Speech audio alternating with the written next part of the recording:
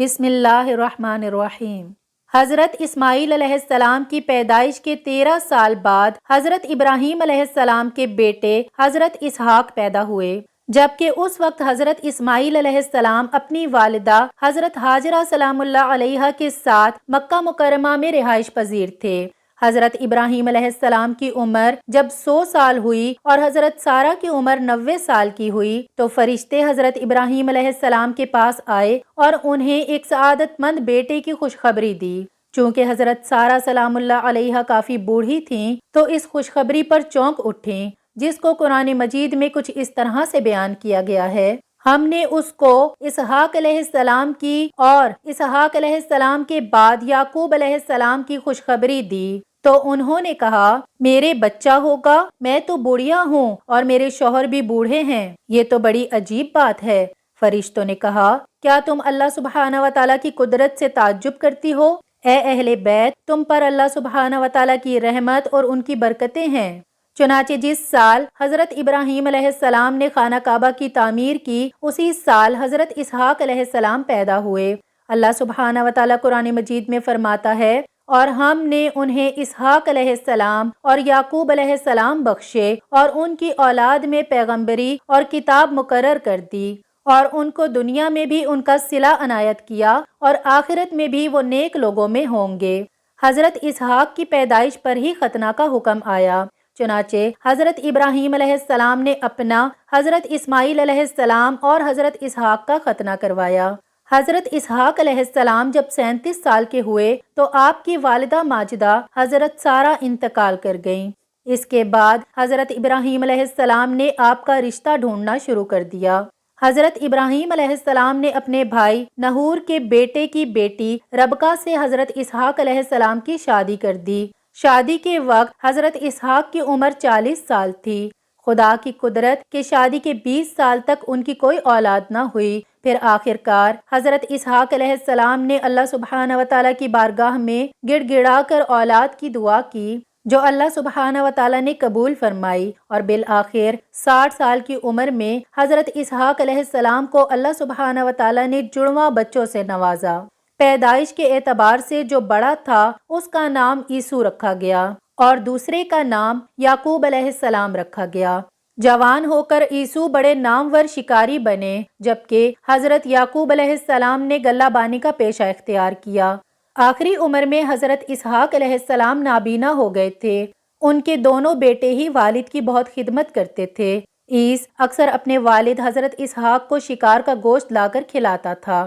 ایک دن حضرت اسحاق نے خاص فرمائش کی کہ مجھے شکار کا گوشت کھلایا جائے۔ یہ سن کر بڑا بیٹا عیس شکار کے لیے نکل گیا تو قریب ہی حضرت یعقوب علیہ السلام بیٹھے تھے، وہ بھی شکار کے لیے نکل گئے اور جلد ہی شکار لے کر واپس آ گئے اور والد کو کھلا بھی دیا، جس پر حضرت اسحاق علیہ السلام نے یہ دعا دی کہ اللہ سبحانہ و تعالیٰ تمہارے مرتبے کو بلند فرمائے اور تمہاری نسل میں انبیاء اور بادشاہ پیدا فرمائے، تمہیں کشادہ رزق اور اولاد کثیر عطا فرمائے۔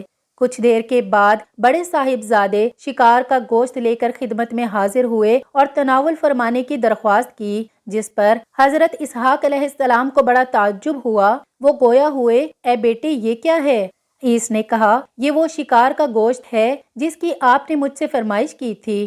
حضرت اسحاق علیہ السلام نے مزید حیران ہو کر فرمایا وہ تو تم کچھ دیر پہلے مجھے کھلا چکے ہو۔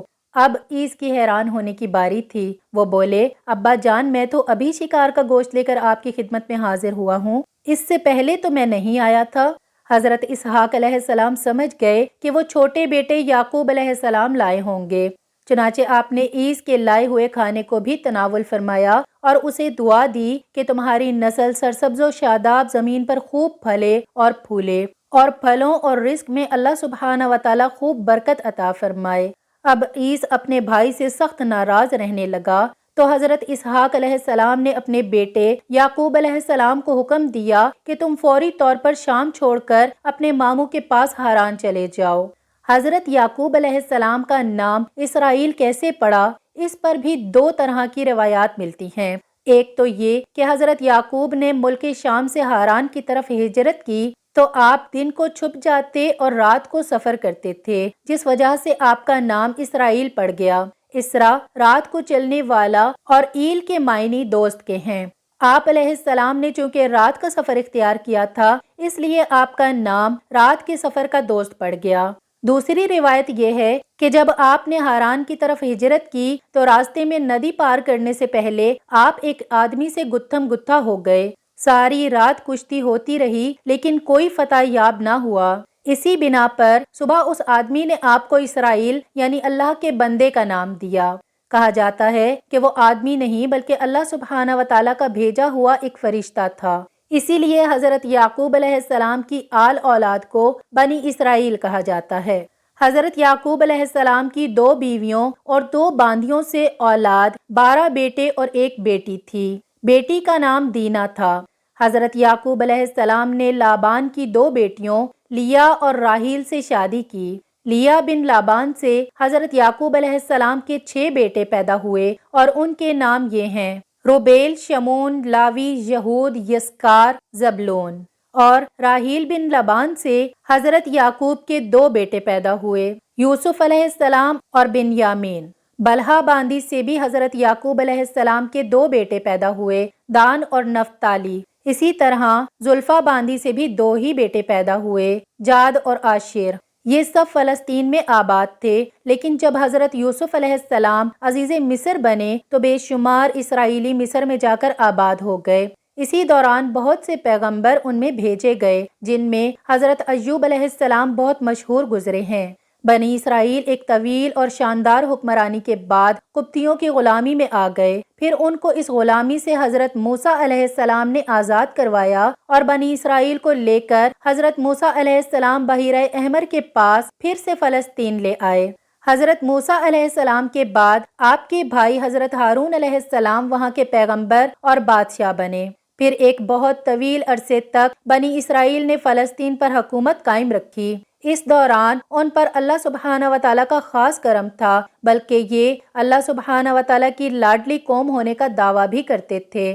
دعویٰ کیوں نہ کرتے، اللہ پاک نے ان پر من و سلوہ جیسی نعمتیں جو اتاری تھیں، لیکن یہ قوم بڑی بے قدری تھی۔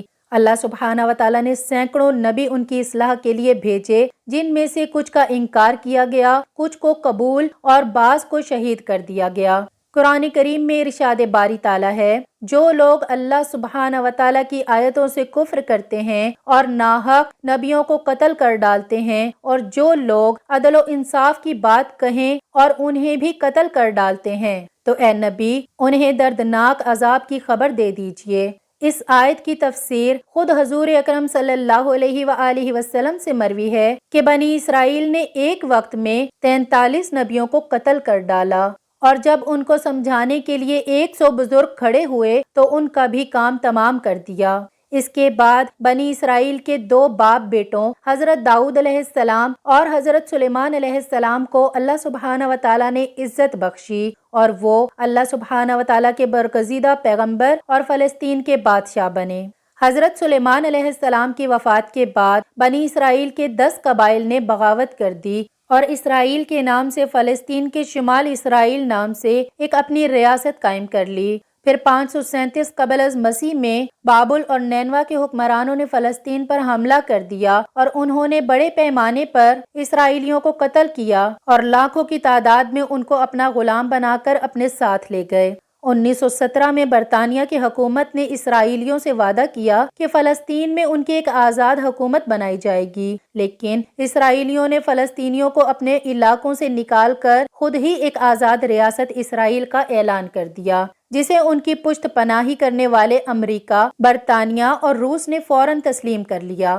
آئیے اللہ سبحانہ و تعالیٰ سے دعا کرتے ہیں کہ ہم سب ہر طرح کے گناہ سے پاک رہیں اور نیک اعمال کرتے رہیں۔ دوستوں، نبی آخر الزماں حضرت محمد مصطفیٰ صلی اللہ علیہ وآلہ وسلم پر درود پاک کو پڑھنا اپنی زندگی کا حصہ بنا لیں۔ آپ دیکھیں گے کہ آپ کے سارے بگڑے کام بن جائیں گے انشاءاللہ۔